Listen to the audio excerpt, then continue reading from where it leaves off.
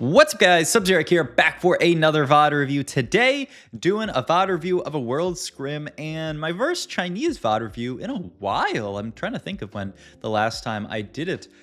This is LiTuChuan, one of the best performing players in China across the course of this set. Won one of the cups in China, and obviously playing in these World Scrims is going to be one of the players representing China at the World Championships. So really exciting. Also very, very stacked lobby, obviously, if we look to life there. Achi, Jazz Latte, Royal, Ironbog, Reven. These are all fantastic players. So an exciting game to watch. We start off here with actually a bit of a Yordle opener, which is interesting. I know this is not an opener that people are like jumping for joy to play into, but with this rod already, we could even think about playing into a Veigar style game. We'll see what LiTuChuan wants to go for here. We do have the opportunity to slam and unlock Poppy here if we would like. We're not going to do that just because, we already have two of the 2-cost Yordles. So worst case, it's not like we need Poppy to play 4 Yordle here. And we don't really want to commit to the unlock before knowing exactly what we want to do here. First augment here, Aura farming, Seraphim staff, and the no scout, no pivot. It's an interesting pick. I think you just snap pick the Aura farming because it's Aura farming. You do have the ability to take Seraphim staff and slam double Archangels. I don't think that's that good of an option, but LiTuChuan, this is already where the game starts to get interesting. Opts to take the Seraphim staff here and make the double Archangel slam, and is looking at a level to 4 here to, I would imagine, get the 4 Yordle in here. Does theoretically put you on the path towards unlocking Kennen, but we need to reach level 5 first. But this is going to be our board for now, and this is the spot that we want to play out. I just think already, this is something that I think if you throw any NA player into the spot, they're like, Aura farming's Aura farming, you must take it. But LiTuChuan says, you know what? The power of having this combat augment, the double Archangels here, yes, I have no, econ augment to play around right now, but we'll be able to figure that out later. Also, a pretty nice board that we end up playing with the Kog'Maw, actually. Kind of going back and forth between, do we want to play 4 Yordle? Do we want to play the Kog'Maw here? I think the Kog'Maw is kind of too good to pass up here. The Arcanist and the Long Shot is just too much, and we can play 4 Yordle on 5, especially once we reach the Kennen, and then our board's really going to fit nicely together here. But we'll see, can Teemo with his double Archangels just clear boards? So far, he's doing an amazing job here, so this is looking like a pretty good pickup. When you do take a combat augment like this, on 2-1, you do really want to be win streaking, right? It's pretty tough to play this spot out if you do end up loss streaking just because you have no econ to play into, and econ is so important these days. We'll see how the rest of stage 2 goes, and yeah, we are actually going to drop our streak here, which is really, really rough. So I'm interested to see how LiTuChuan plays out this game, just because this is a spot where if you told me you could drop me into the spot 2-5, I would probably say I'd rather not. I would rather just take a random spot on average. This doesn't look great to me. In carousel here, I don't know, I'm looking at Warmogs. Maybe just Sunfire, just get an item here. We're just gonna opt to take the glove here. Can't obviously be for Guardbreaker here, so I think we're just gonna hold on to this as just a solid component into maybe JG down the line. All this extra AP mana gen from Archangels and Seraphim's staff is pretty nice here. And look at this. We're going to move these items over and go for the Orianna unlock here, saying, you know what? Now, the fact that we have hit literally just our first Piltover unit is enough to say we would like to play towards Orianna, because this Orianna unit is quite good. And the Teemo unit is really not doing all that much there. We also do have the Millia that we can hold on to, the Sona that we can hold on to. So, not actually far at all from having a pretty good front line or back line with this board here. Does kind of mess around with our setup a little bit because we were playing around the Rumble now, so now we don't have that much of a front line. You don't have the Yordle in for him, it's just a traitless Rumble too, but not the end of the world. We're just going to take a bit of a 3 loss here, and then go into next stage, and really that's the spot where we're going to have to think about, okay, how are we spiking our board? Would love something like a Vi, right? Vi, Nico, either of these guys would be big, and we do pick up the Vi here, which is great. This bridges the gap really, really nicely, but we can just play this board for now. So good pickup here. On the way towards having a decent board for stage 3. We do have the Orianna pair, which makes it interesting. You could open up the possibility of rolling in a spot like this. And we are going to sell off the Milio here to make gold here. does pick up, I mean, I'm tempted to make just Warmog Steadfast here. Obviously, you do lose out on the heal cut if you do that, but I mean, I feel like it's just too good to be able to make this double slam here, whereas if you make the Sunfire, then you're stuck with Guardbreaker components open, which does not seem as good, but we will see what LiTuChuan wants to do in this spot. For now, we are just going to Bing chilling here. Don't need to do too much. I mean, we're on a 3-loss streak here. Does have to make the Sunfire, so yeah, really prioritizes that heal cut, and you know, can obviously not make a second slam in this spot here. But it's not the end of the world. We are actually going to win this fight just with how much of a beast this Orianna unit is, which is kind of crazy with how messed up our board is. Ooh, I mean, I'm pretty sure Dummify is one of the best options that you could get here. I think you have to just yoink that up immediately here. Obviously, some other really good stuff. Water Axiom, really good, but I think you must take this here. Only downside is we do hit a Rek'Sai here, so we're going to be looking at itemizing Twisted Fate for now, which is not your favorite unit to itemize in here, but at least we got Quick Striker in. We hit the Taric here, who's actually a really nice pickup as well. We can, you know, just slam the Sunfire into him because that's got to go somewhere, and this will be our setup for now. I mean, the idea behind this spot is that Dummify is an amazing combat when you have, you know, this double Archangel Seraphim staff. What does Seraphim staff double Archangel want you to do? It wants you to play for insanely long fights. Well, having a giant dummy on your front line is going to certainly allow you to do that. So it's a really nice pickup here. The Sunfire Slam also kind of ends up paying off here because you don't care as much about having, you know, true tank items built here, stuff like the Steadfast, stuff like the Warmogs, when you already have this amazingly big front line from the Dummify. So it actually, yeah, ends up working out really nicely. The only thing that we still have to worry about in this spot is Econ, because Dummify is an anti-Econ augment. It eats all of your units, and, you know, it doesn't like sell them. It just eats them. So you do not, you know, get any of that gold back. So we've invested a ton of gold into this dummy. We have 0, you know, Econ augments because we started with combat into second combat. So I'm curious actually to see how LiTuChuan spikes his board in this spot, just because this is one of those positions where you don't have a lot of gold. Like this is a spot where you'd actually really like to play more on like 3 costs than actual 4 cost carries. I just don't know exactly what 3 costs we're really going to play around here. I mean, we saw like the Aries earlier, but it was really kind of awkward. I mean, Milio is a great pickup here. I would not mind, you know, finding a Milio 2-on-7 and actually playing towards something like that.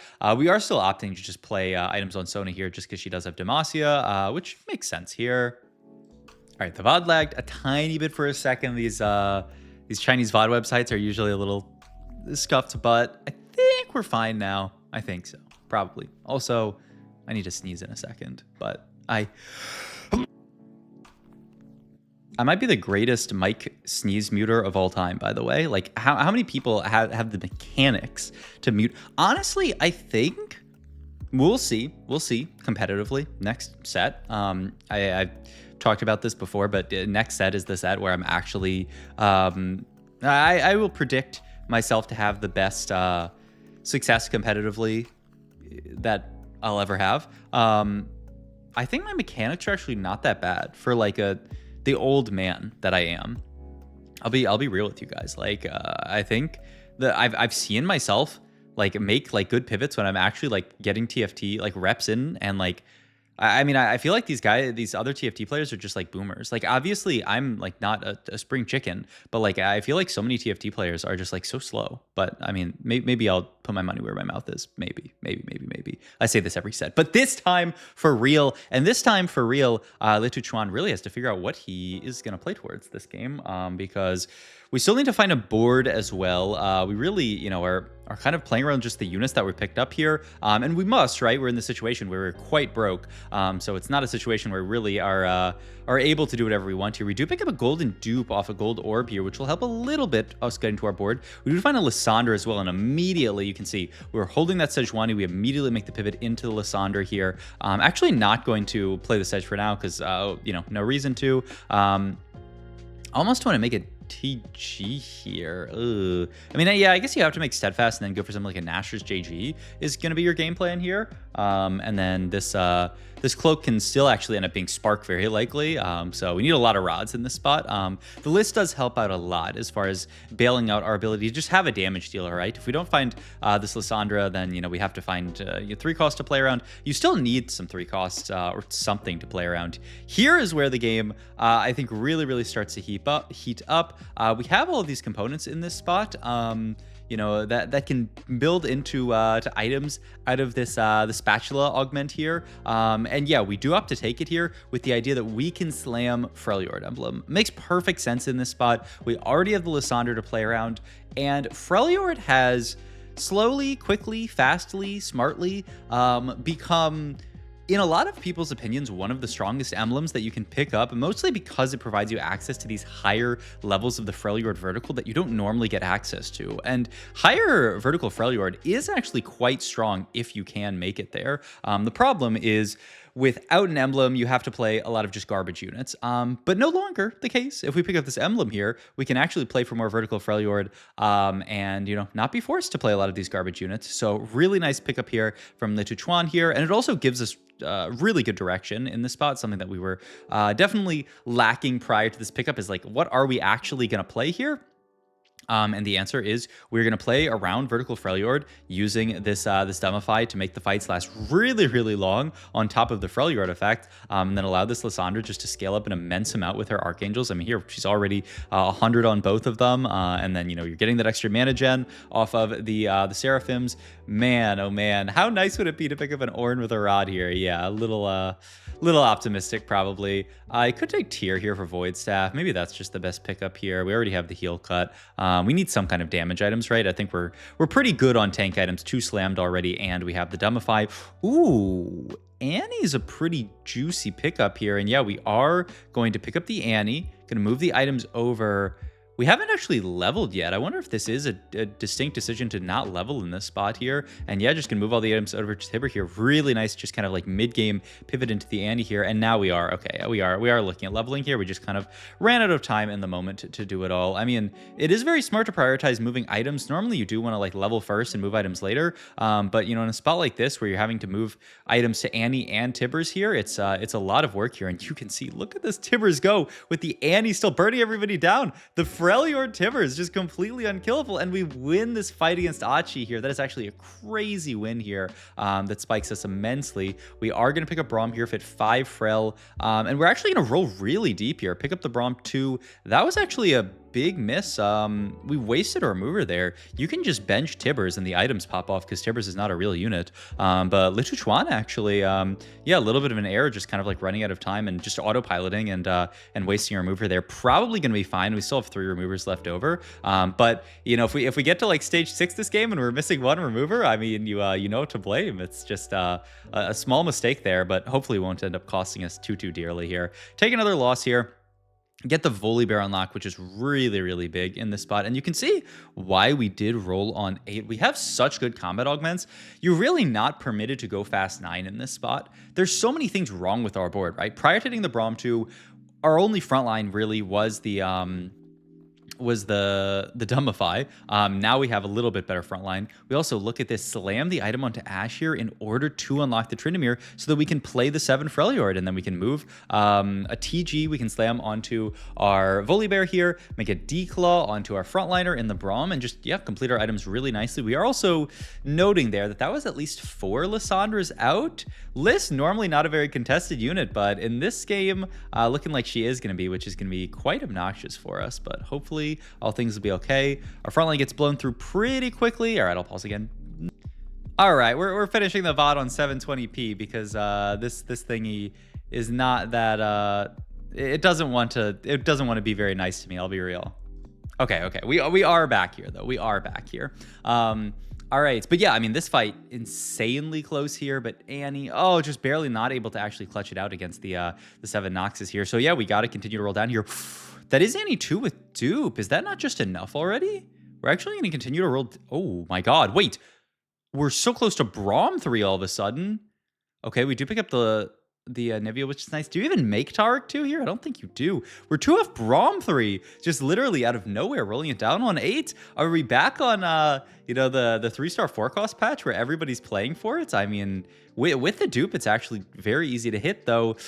It is going to be a little scary. We do pick up a win here, which is big. I mean, at any moment, we can just dupe Annie and call it a day and have a very, very solid board here. But LiTuChuan not willing to go for that. And yeah, opts to end up actually selling the Annie here and move items over to Lysandra. I mean, I think this makes perfect sense. It does two things. One, it allows us to play for Lysandra, who is actually likely to be similar power to Annie 2 here, as crazy of a statement as that is, because she's benefiting from 7 Freljord, which is a huge amount of damage amp.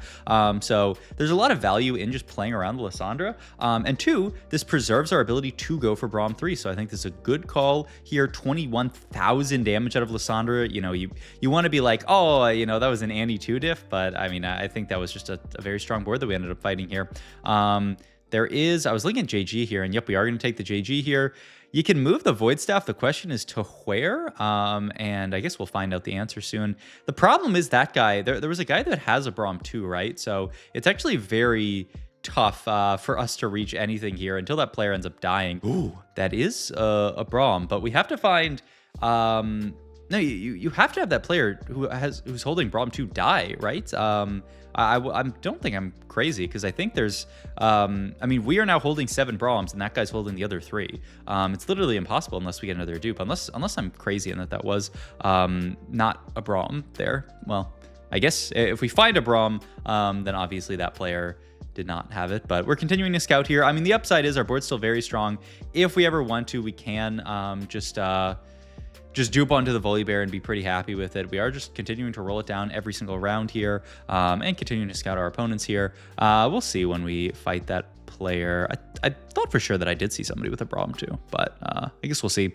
Yordle board here from Milo here. Not too bad of a board, but we should be fine. And yeah, he is scouting. Is it Royal? I don't think it's Royal, because that looked like the well, one of those boards is the Ishtal board there. There is another Lysandra, though, but the problem is, once again, Lysandra is pretty contested here as well. We're going to continue to roll down here. I guess the Braum player is not real. Maybe I just saw a Taric. Maybe that's what I was seeing, is somebody with a Taric, too. And they look a little bit, you know, Braum's holding a shield, Taric's holding his little bonker thing there. It's like kind of the same thing. But okay, going to continue to roll down here, digging for that last Braum, and we do find it. Wow, okay. Braum 3, easy as that. I mean, really nice. What?